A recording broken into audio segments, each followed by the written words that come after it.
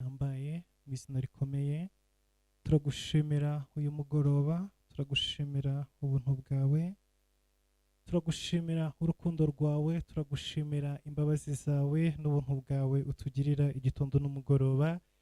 Izina ryawe Mana Isirayeli rihabwe icyubahiro. Muri kano kanya rero n'ubundi tugarutse imbere yawe data, tuganira ijambo ryawe n'ubwoko bwawe budukurikiranye buri hirya no hino mu bihugu bitandukanye byo ku isi. Turagusabye kugira ngo ijambo ryawe rigire imbaraga kandi rigire ubushobozi, uha umugisha abo tugiye kubana bose muri kano kanya, abo tugiye gufatanya kuba imbere yawe, abo tugiye kuganira ijambo ryawe, kugira ngo mwami buri wese abashe kumva kandi asobanukirwe umugambi wawe, asobanukirwe gukora kwe no gushaka kwawe, buri wese amenye icyo mwami ushaka ku buzima bwiwe. Utuyoborere mu ijambo ryawe, tuganirize mu ijambo ryawe, uduhere imbaraga n'ubushobozi n'urukundo mu ijambo ryawe Mana Isirayeli. Rero amavuta yawe n'ubwiza bwawe n'icyubahiro cyawe bituwe muri kano kanya mu izina rya Yesu Kristo Nazareti, amen. Reka tugane ijambo ry'Imana mu gitabo cya Ezekiyeli ibice 16. Reka dusome mu izina rya Yesu Kristo. Ijambo ry'Uwiteka ryongera kunzaho riti, mwana w'umuntu, menyesha i Yerusalemu ibizira byaho, uvuge uti uku niko umwami Uwiteka abwira ab'i Yerusalemu, inkomoko yawe na kavukire yawe uri uwo mu gihugu cy'i Kanani. So yari Umwamoni, nawe nyoko yari Umuheti.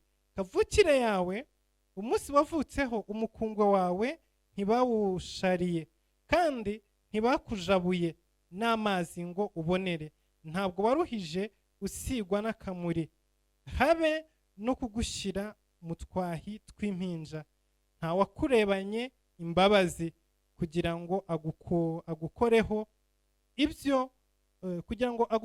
ibyo akugiriye ibambe, ahubwo watawe ku gasozi ku munsi wavutseho kuko wagawaga. Nuko nkunyuzeho mbona wigaragura mu ivata ryawe, ndakubwira nti nubwo uri mu ivata ryawe ubeho. Ni ukuri narakubwiye nti nubwo uri mu ivata ryawe ubeho. Nakugwije nk'ibimera mu mirima, uragwira kandi urakura, ugira uburanga buhebuje. Amabere yawe arashimangira n'umusatsi wawe urakura, ariko wari waratawe ari ntacyo wambaye. Nuko nkunyuzeho ndakwitegereza, mbona ugeze mu gihe cyo kubengukwa, maze ngutwikiriza umwitero wanjye, nambika ubwambure bwawe, ndetse narakurahiye nsezerana nawe, maze uba uwanjye, niko umwami Uwiteka avuga. Mperako nkuhagiza amazi, ni ukuri nkuhagiraho amaraso yawe rwose, kandi nguhezuza amavuta, maze nkwambika imyambaro ifite amabara ateye ibika, ngukwetesha inkweto z'impu za tahashi, ngukenyeza imyambaro y'ibitare myiza, kandi ngutwikiriza iya hariri. Nkurimbishisha iby'umurimbo, kandi nkwambika ibitare by'iby'umurimbo, kandi nkwambika ibitare by'izahabu ku maboko n'umukufi mu ijosi ryawe, kandi nshyira impeta ku zuru ryawe n'impeta zo ku matwi n'ikamba ryiza ku mutwe wawe. Uko niko warimbishijwe izahabu n'ifeza, kandi imyambaro yawe yari ibitare byiza na hariri n'amabara ateye ibika. Wajyaga urya iby'ifu y'ingezi n'ubuki n'amavuta ya elayo, kandi wari ufite uburanga buhebuje, urahirwa ndetse umera nk'umwamikazi. Imana ihabwa icyubahiro. Haleluya. Dusomye guhera ku murongo wa mbere kugeza ku murongo wa 13. Turimo turaganira ijambo riri muri Ezekiyeli ibice 16. Iri ni ijambo twaganiriyeho kubo twari turi kumwe muri overnight kwa gatanu, ariko turivugaho gato cyane kuko tutari dufite umwanya wo kubyinjiramo. Hanyuma turabasezeranya turavuga ngo none tuzarisubiramo mu buryo burambuye. Rero muri kano kanya ni by'ingenzi kuko n'abatashoboye kuba muri overnight cyangwa se n'abadashobora kuba amateraniro uyu munsi wa none n'ikindi gihe icyo ari cyo cyose bashobora gukurikirana ino jambo bakaribona. Ni jambo rijyanye na deliverance cyangwa se rijyanye no kubohoka. Bibiliya iravuze ngo kavukire yawe wari umunyakanani, ngo kandi igihe wavukaga waratawe, watawe ku gasozi, ngo nuko nkunyuzeho sanga urigaragura mu ivata. Bibiliya ikomeza ivuga ngo igihe wavukiye ntabwo wigeze uhezurwa, ngo kandi n'umukundwe wawe ntabwo washaririwe, ngo ntabwo waruhijwe wozwa cyangwa se ngo usigwe akamuri, ngo ahubwo waragawaga urajugunywa uratabwa. Imana itugirire neza cyane. Ahangaha Uwiteka yarimo gutuma ku Bisirayeli, arimo kubwira Ezekiyeli ngo genda ubabwire. Ariko noneho muri kano kanya ni abakunda Imana turimo tubwirwa, ni abana b'Imana, abizera Imana, abasenga Imana, abubaha Imana.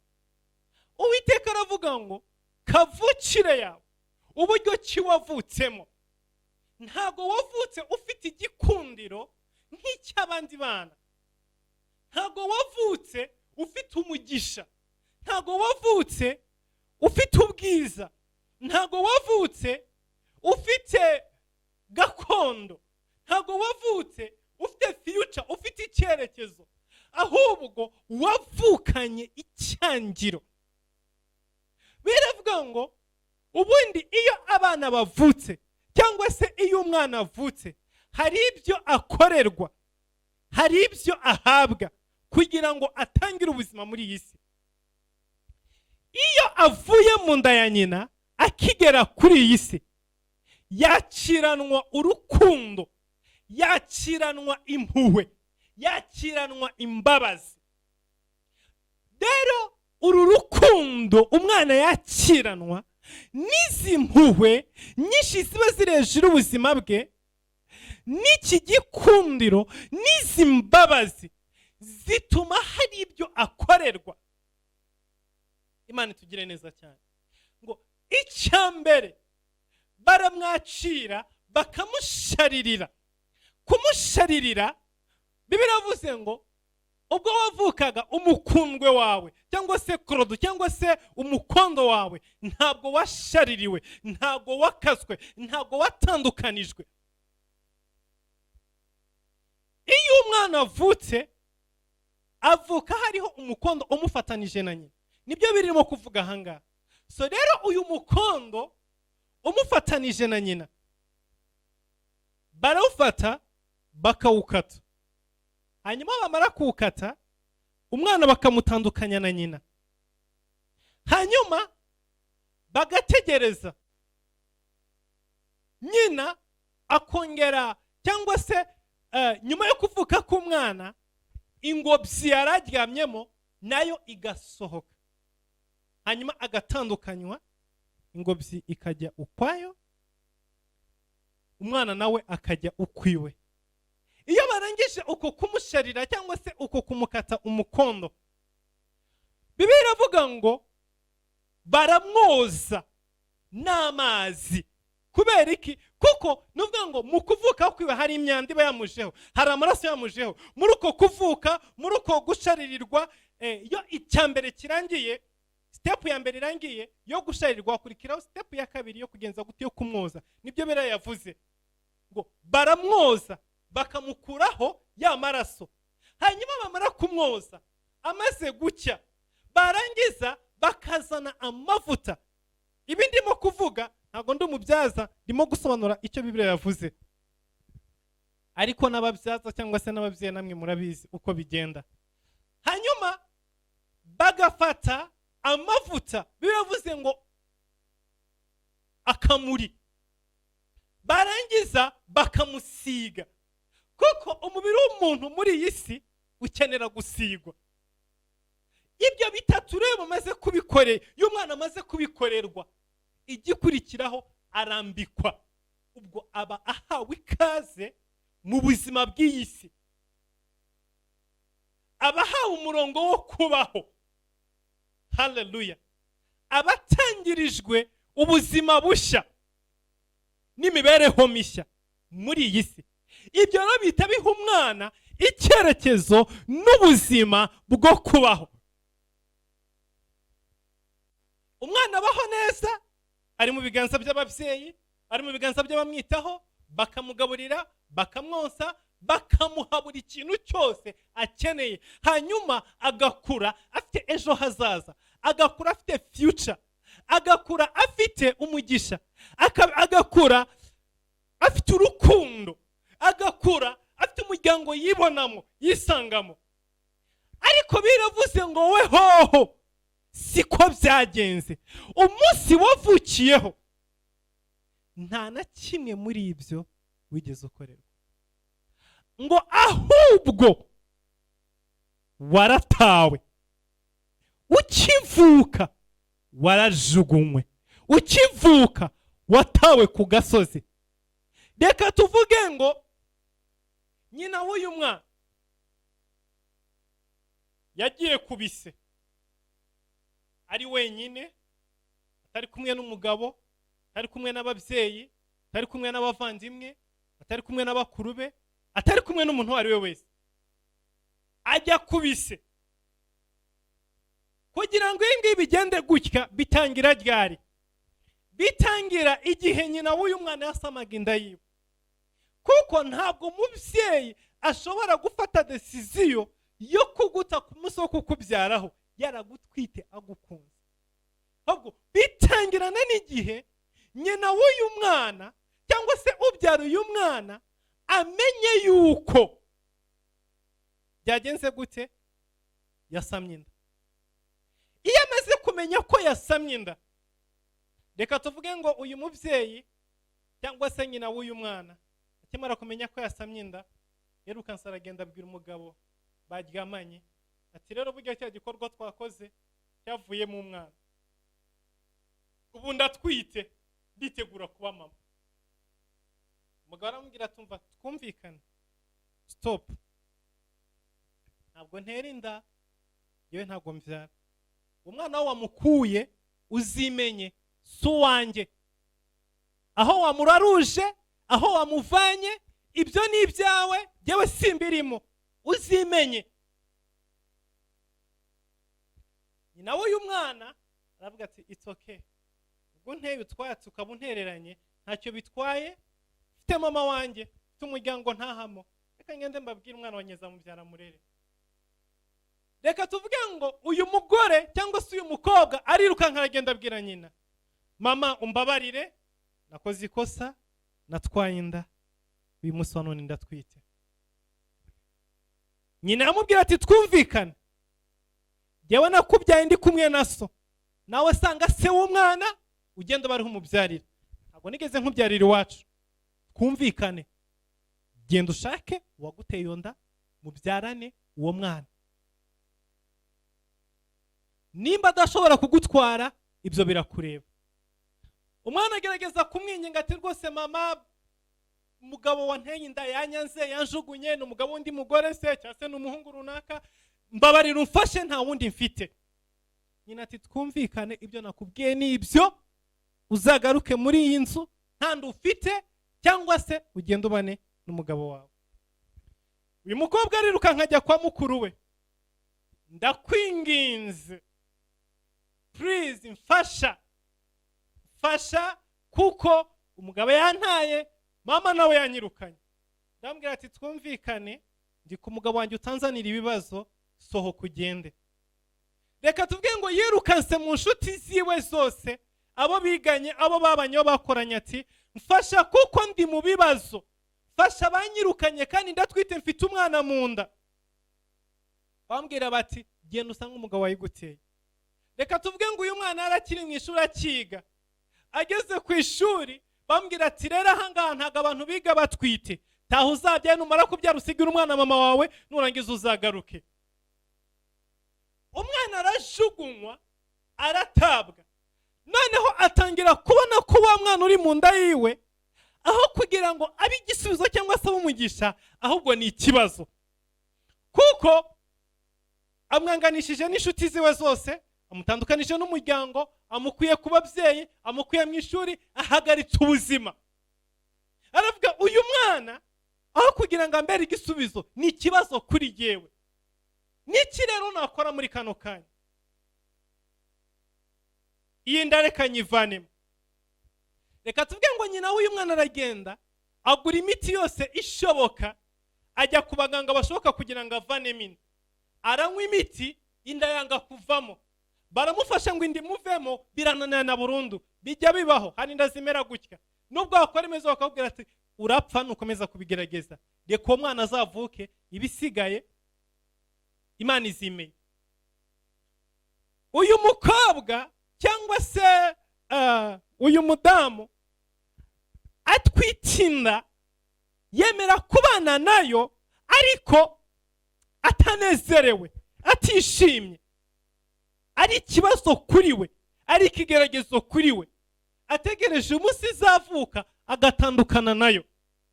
Ku gihe cyo kubyara nta mafaranga yari afite ngo ajye mu bitaro bikomeye cyangwa se ibyo byose byamufasha. Nta muryango yari afite. Indi mufashe ariruka nkajya ku gasozi, ahantu hatari umubyaza n'umwe. Arangije arabyara, yirwanaho wenyine gusa, asunika umwana. Nta muntu wari uhari ngo akate wa mukundwe. Arabyara, intege ziramushirana, ingobyi ya nyuma irasohoka. Agize Imana abonye atandukanye n'umwana, abonye n'ingobyi ya nyuma isohotse, icyo yakoze ni kimwe: ashakisha imbaraga zimukurura zikamuvana aho ngaho. Ntiyahindukiye ngo arebe umwana abyaye ngo ni umuhungu cyangwa se n'umukobwa. Ntiyarebye ko ari mwiza cyangwa se ko ari mubi. Ntiyatekereje ikintu na kimwe. Yabonye amuvuyemo, abonye atandukanye nawe, abonye ingobyi ya nyuma isohotse. Arangije icyo yakoze ni kimwe: ntabyo kujya gukata korodo y'umwana ngo ngere ayihambire, ayibohe, ayipfundike, nta na kimwe. Yapfuye kubona atandukanye n'umwana. Abonye asigaye ari muzima, arahaguruka, ariruka, arigendera, arahunga. Yanahindukiye ngo arebe abyaye iki, bimeze gute. Ariruka, ata umwana uko nguko, aragenda. Hatagira n'usanga hano, hatagira n'umbona, hatagira n'umfata, akazambaza ibingibi. Murumva neza? Hatagira umbona, hatagira umfata, akazambaza ibingibi. Ariruka, aragenda. Wa mwana asigara ku gasozi muri ubwo buzima bugoye buruhije. Niki cyabaye rero? Cyagomba gukurikira ku buzima bw'uyu mwana ni urupfu. Yaragiye gupfa. Izuba ryagombaga kwamwicira, inyamaswa zagombaga kwamurira, imbeho yagombaga kumwica, ubushyuhe bwari kumwica, ubukonje bwari kumwica. Buri kintu icyo ari cyo cyose kirispoze kwica uyu mwana. N'inzara iramwica kuko ntafite umuhibere. Bibiliya yavuze ngo naguciyeho wigaragura mu ivata. Ivata ni bya bintu umwana avukana mu kanwa, bamukora mu kanwa bakamukuramo ibyo bintu aba yavukanye abimurimo. Umwana aratunganye. Rero aka kana gafite ivata mu kanwa, kariho amaraso, katakaswe umukondo, katatunganijwe, katakorewe ikintu na kimwe, katakarabijwe, katasizwe amavuta, kari ku gasozi. Kari ku gasozi, karimo karigaragura, kari mu bibazo bikomeye cyane. Byagenze gute? Bibiliya iravuga ngo nkunyuraho. Haleluya. Ngo nkunyuzeho mbona urimo kwigaragura. Akana karimo kararira, karira kakamira bya bivata. kakikunenga mu maraso, kari aho hantu muri ubwo buzima butegereje amasegonda ataneze atanu ngo gapfe, Bibiliya iravuze ngo Uwiteka araza aca muri iyo nzira, aca aho hantu ako kana katawe, aca aho hantu akana gategereje amasegonda ya nyuma ngo gapfe. Niki cyabaye? Ngo Uwiteka aragakunda, Imana iragakunda. Imaze kugakunda bigenda gute? Ngo iramusanga, imukura muri ayo maraso, imukura muri iryo vata, imutoragura adakarabijwe, imutoragura adafite ikintu na kimwe. Oh my God. Ari muri ubwo buzima buteye ishozi, bubabaje cyane, buteye n'iseseme, ngo ariko aramukunda. Aha niho rero Imana irimo gusobanura, aho niho nagusanze. Udafite igikundiro namba, nta kubengukwa na guke, nta byishimo na bike, ndangije ndagutoragura. Ijambo rya mbere Bibiliya yavuze ngo ndakubwira ngo baho. Haleluya. Ndakubwira ngo baho, kuko ahantu yarari ntago hari ubuzima, hari mu rupfu. Ijambo rya mbere, ikintu cya mbere Imana yakoze, yaravuze ngo baho. Kuki Imana avuze ngo baho? Nuko yendaga gupfa. Benshi turimo dukurikirana ino jambo, benshi turi kumwe muri uno mwanya, kugira ngo ubukiriho uyu munsi wa none, kugira ngo ubugihagaze uhagaze uyu munsi wa none, kugira ngo ubugifite ibyiringiro muri aka kanya, nuko Imana yavuze ngo baho. Hari abantu Imana yabwiye ngo baho.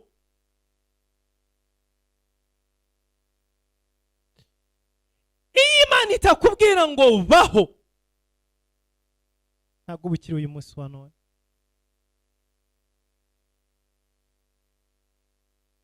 Ubuzima ugifite, imibereho ugifite, nuko Imana yakubwiye ngo baho. Haleluya. Imana iramubwira ngo baho. Mu rukundo rw'Imana, mu mbabazi z'Imana, mu kubengukwa n'Imana, niho twaboneye chance ya kabiri, niho twabona uburenganzira bwo kubaho, niho twemerewe kongera kubaho. Rero Imana iduha rino jambo arimo kuvuga iki? Ubuzima bwacu, imibereho yacu ifite ibibazo bituruka cyangwa se bifite itangiriro mu mivukire yacu. Aho twavukiye, ubuzima twavutsemo, uko twakuze, uko twabayeho, niho hashingiye umuzi w'ibibazo byose dufite mu buzima bwacu. Kubera iki? Kavukire zacu. Imana iduha rino jambo, itubwira kuvuga kuri rino jambo, yarimo itubwira ahari umuzi w'ibibazo duhura nabyo mu buzima bwacu.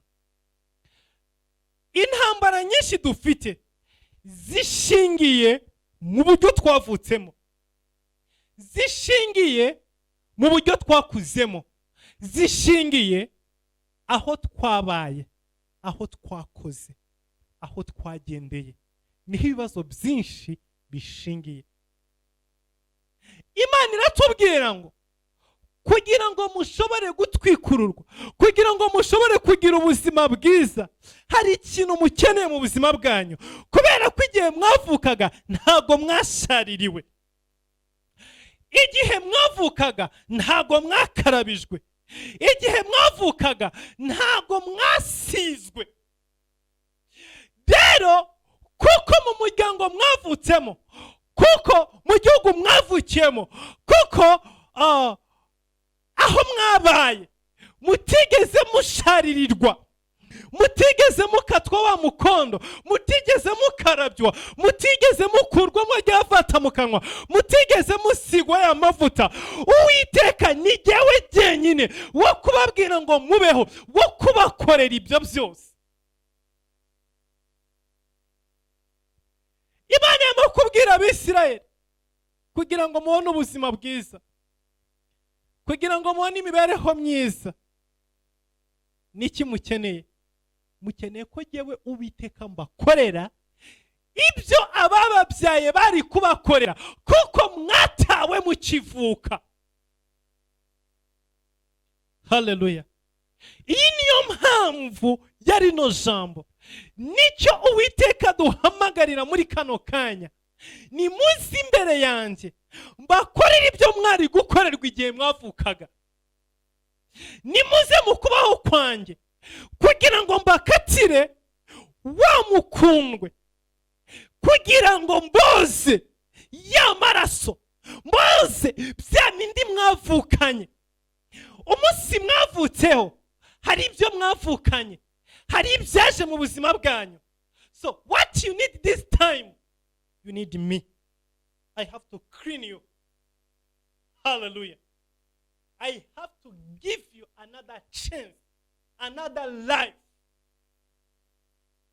Ndafite kubaha indi mibereho, kubaha andi mahirwe, kuko aho mwavukiye ntayahari, aho mwavuye ntayo.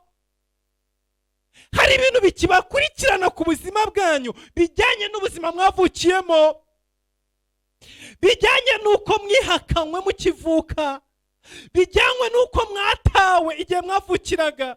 Biravuze ngo igihe wavutseho waratawe. Benshi muri twe ubuzima bwacu bwaranzwe tukiraba, ubuzima bwacu bwaratawe tukiraba. Abatubyaye ntago bari bazi icyo bakora ku buzima bwacu ngo tuzagire ejo heza hazaza. Imiryango tuvukamo ntago yari izi agaciro k'umwana, ntago yari izi ibyishimo n'umunezero w'umwana. Twajugunywe tukivuka. Imana irimo irakubwira ngo ukeneye kubohoka. Ndimo ngana ku musozo kugira ngo ninjire umwanya wo gusenga. Hari ikintu kimwe nshaka kubabwira. Imana yatubwiye ngo dukore ibintu bitatu. Icya mbere yaravuze ngo dukore ikimenyetso cy'ubuhanuzi cyo kwitandukanya cyangwa se cyo gukata uyu mukondo.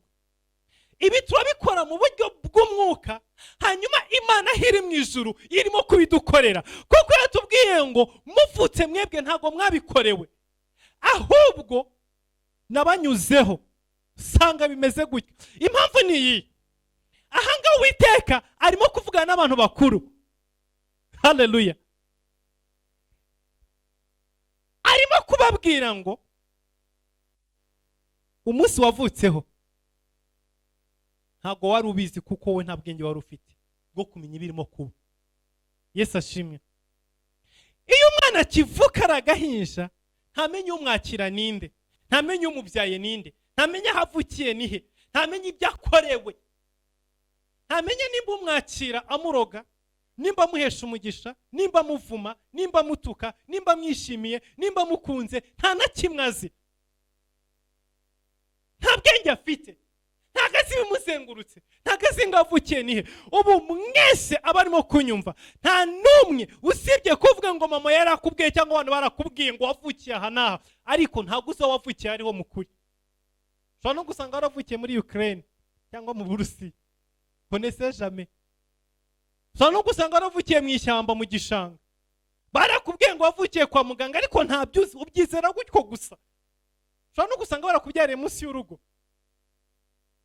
ariko nta shusho n'imwe ufite, nta shusho n'imwe ufite igaragaza yakumenyesha ngo uvuka byari bimeze gutyo. Ntabwo uzi umuntu n'umwe wakwakiriye. Rero Imana irakubwira ngo umunsi wavutseho ntiwari uhari, nta n'ubwenge wari ufite, nta n'ubwo wari uzi ikintu na kimwe mu birimo kuba, ariko jyewe Uwiteka reka nkubwire amateka y'ukuntu byari bimeze kuko jye nakunyuzeho. Haleluya. Imana yonyine gusa niyo ifite amateka, niyo ifite ubumenyi, niyo isobanukiwe ibyabaye ibyo ari byo.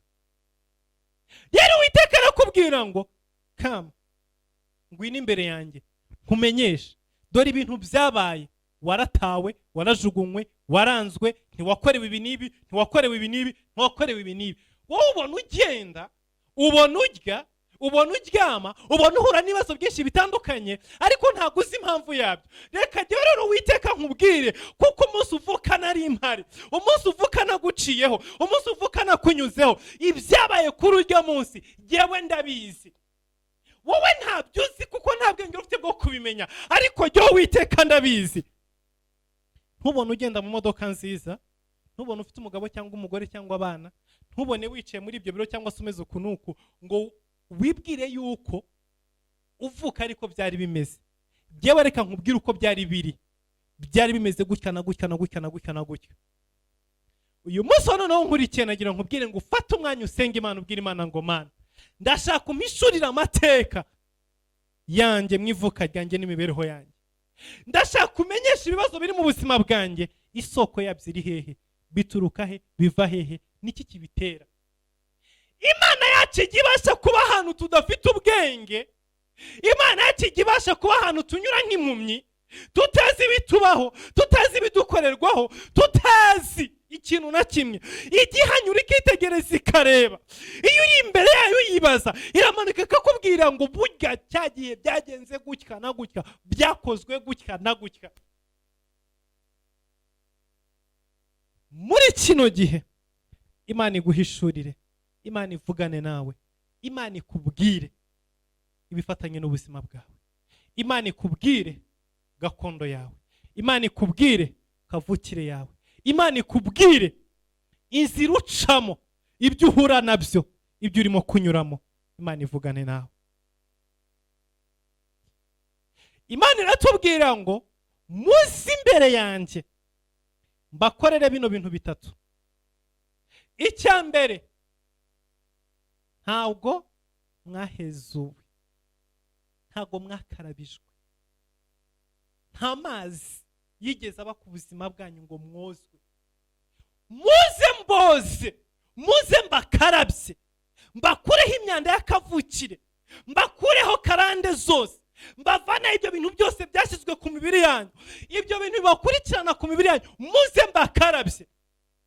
Abo twe kumwe muri Ovaneti narababwiye ngo mugende mufate amazi muyasengere, hanyuma muyoge mu buryo bw'ubuhanuzi, ukaraba amaraso yose, ukaraba imyanda yose, ukaraba ibyo mu muryango uvukamo, ukarabe ibyo wavukanye bikuriho, bigukurikirana, bikugendaho, bihumanije ubuzima bwawe kugeza kino gihe. Hanyuma icya kabiri, ariko icyo nicyo kigomba kuba icya kabiri, ahubwo icya mbere narababwiye ndongera kwibasubiriramo. Fata umukasi, fata umukonzo wawe, usenge Imana, ubwire Uwiteka ngo igihe navukaga ntabwo nigeze nsharirirwa, niyo mpamvu ibibazo byose byambayeho, ndacyafatanijwe n'umuryango wanjye utankunda, ndacyafatanijwe na bya bindi byose byo mu bisekuru. Ufate umukasi mu buryo bw'umwuka bw'ubuhanuzi, ukate, witandukanye, uvuge ngo uhereye uyu munsi wa none nditandukanije na buri kintu cyose, na buri kantu kose kampuza n'umuryango mvukamo, kampuza na mama, kampuza na data, kampuza na basogokuru n'abanyogokuru n'abanyogokuruza. nukora kino gikorwa urondora ibintu byose binaniza umuryango wawe: ubusinzi, ubusambanyi, ubujura, gukuramo inda, ibinyendaro, ubukene, uruzerero, ubuhunzi, kwicwa, gukenyuka, inzara, amadeni, icyangiro, ibibazo bikomeye by'uburyo bwose biranga umuryango wawe, kwamburwa, guteshwa agaciro, kutagira ikintu bageraho, kutagira umuntu n'umwe ukomeye mu muryango wanyu. Ibyo byose biri ku buzima bwawe bikurikirana nawe. Kubera iki? Ntiwashaririwe. Cyo ni Imana irimo kukubwira. Ntabwo wigeze usharirirwa.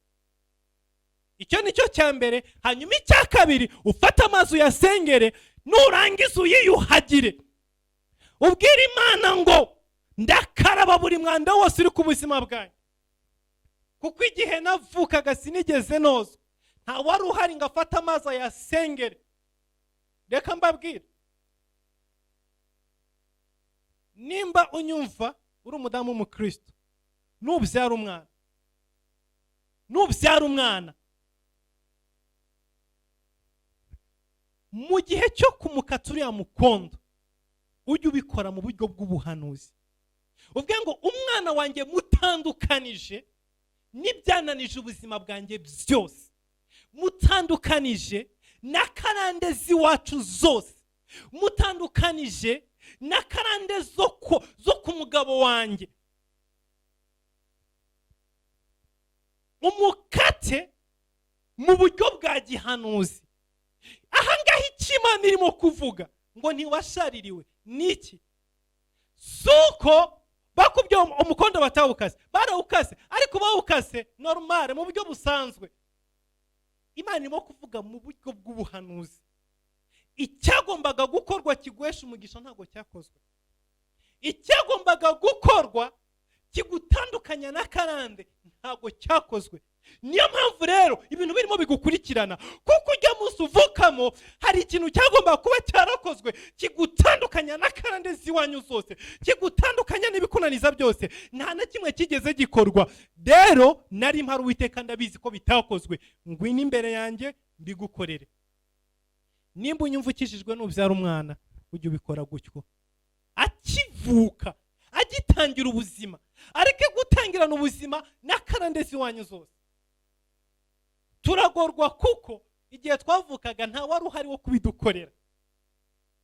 Rero kuko nta wari uhari wo kubigukorera, uyu munsi none ubyikorera. Icya kabiri, nimba uri umubyeyi utarabyara, ukaba unyumva ukabukishijwe, umwana akivuka, amazi ya mbere umwoza yasengere, cyangwa y'abakozi Imana bayasengere, cyangwa y'abahanuzi bayasengere.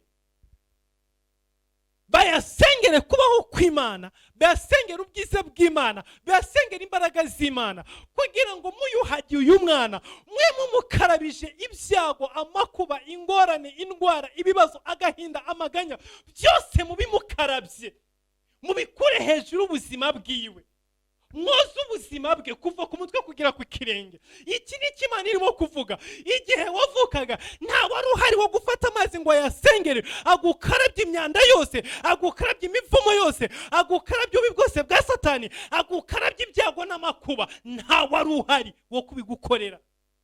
Nicyo ijambo ry'Imana muri tubwira, nicyo birimo itubwira. Hanyuma icya gatatu, Bibiliya yavuze ngo ntiwaruhije usigwa utuvuta, nta kamuri kari kakuriho. Ntabwo wigeze usigwa kamuri, ntabwo wigeze usigwa amavuta. Nta bundi bwoko bw'amavuta namwe arakora ku mwana wawe. Igihe cyose ukibyara umwana, kora iki ngiki: fata amavuta ya elayo asengeye, aheshejwe umugisha, ari mu bwiza bw'Imana. Niba utayafite, hamagara umukozi w'Imana. Niba udafite umukozi w'Imana hafi bashobora kubigukorera, wowe ubwawe nka nyina w'umwana, hagara mu buryo bw'ubuhanuzi, ufata aya mavuta uyasengere, hanyuma numara kuyasengera uyasiga umwana wawe, cyangwa se uyashyira abakozi b'Imana bayasengere. Niwamara kuyasengera uzuyasiga umwana wawe. Aya mavuta aba ariyo ya mbere akora ku buzima bwiwe. Kubera iki? Biravuga ngo gusigwa bizakuraho uburetwa. Aya mavuta azaha imbaraga umwana zo gukorera mu kirere gikomeye, mu kirere kiruhije.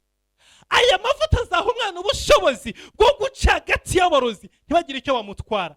Aya mavuta azarinda ubuzima bw'umwana mu mibereho ye n'ubuzima bwe muri iyi si.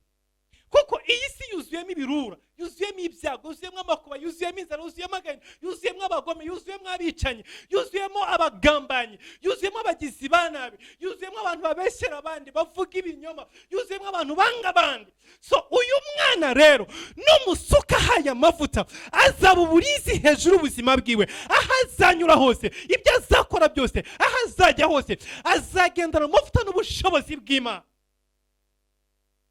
Imana iravuga ngo wowe igihe wavukaga ibyo byose ntawigeze abigukorera. Niyo mpamvu uyu munsi wa none nguha amahirwe ya kabiri, ngwino imbere yanjye jyewe Uwiteka mbigukorere. Haleluya. Imana iraguhamagara imbere yayo, Uwiteka araguhamagara mu kubaho kwiwe kugira ngo agukore ibintu byose uko ari bitatu. Imyaka ufite ariyo yose, nushobora kuba ufite imyaka 90, haracyari amahirwe. Ibi nawe wabikora. Ukata umukundwe, ukarabe, hanyuma usigwa amavuta. Ibi ngibi bijyane no guhindura ubuzima bwawe kugira ngo utandukane naho wavukiye, naho wakuriye, naho wakoze, naho wanyuze, hagikurikirana ubuzima bwawe. Imana ibaho umugisha. Reka dusenga Imana. Data, mu izina rya Yesu Kristo, mu izina rihambaye, turasengeye ubwoko bwawe, turasengeye abana bawe badukurikiranye muri kano kanya, abari kuri YouTube, abari kuri Instagram, abari mu bice bitandukanye, abadukurikirana kuri TikTok, abari ku mbuga z'abakunda Imana, abo bose mwami aho baherereye, iri jambo ryohereje kubwo bwoko bwawe. Ndakwinginze kugira ngo buri wese wumvise iri jambo akaba hagurutse gukora iki gikorwa cy'ubuhanuzi, mwamukorane nawe kugira ngo uhindure ubuzima bwiwe, kugira ngo umugarurire kubengukwa, kugira ngo umugarurire igikundiro, kugira ngo umugarurire gukomera. Uwo mwami wese uwo ngo wese mwami uzafata umukasi agashyira ku nda yiwe mu buryo bw'ubuhanuzi, yitandukanye n'akavukire yiwe, asharira umukundwa wiwe, Uwiteka igitare cy'amanga ukuboko kwawe kube hejuru ubuzima bwiwe, ukorane nawe, umushyigikire, ubisoreshe ukuboko kwawe. Wowe wese mwamuzaterura amazi akashyira muri dushe akayasengera, arimo gukaraba, yikuraho ibyo yakorewe byose, yikuraho gutabwa n'imivumo iri ku buzima bwiwe byabaye kuri we, n'amagambo mabi yose yavuzweho uhereye agisamwa mu nda ya mama wiwe. Ndakwinginze kugira ngo ukorane nawe, umukuboko kwawe kwiza, kugira ngo ibyo akora byose mu mbaraga zawe n'ubushobozi bwawe, ukuboko kwawe gukorane nawe, ahabwe umugisha mu bwiza bwawe n'icyubahiro cyawe. Uwiteka Jehova Jire, turasenga umuntu wese uzafata amavuta kubw'iki gikorwa cyo kwiderevura no kwibohora no kwitandukanya n'akavukire. Aya mavuta turayasengeye, uyaha imbaraga zawe, uyaha ubushobozi bwawe, uyaha ububasha bwawe, uyakoreshe mu mbaraga n'ububasha kugira ngo amateka y'ubuzima bw'abantu bawe ahinduke. Hari ibyo abantu bakorewe aho bavukiye, hari ibyo bakorewe aho bakuriye, hari ibyo bakorewe mu miryango bakuriyemo, mu miryango babayemo, aho bakoze, aho bize, aho baciye, ababakire mu biganza bakiri abana, ababateruye, abo mu miryango kwa papa no kwa mama wabo.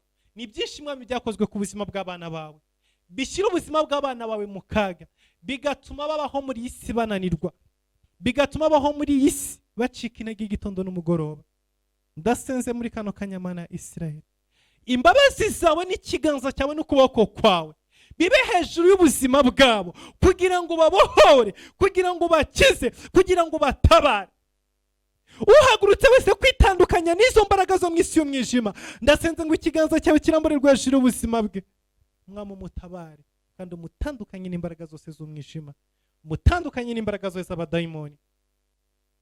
Umugisha ubwoko bwawe, umugisha abana bawe ku manywa na nijoro, mu gitondo na nimugoroba, mu izina rya Yesu Kristo Nazareti, amen.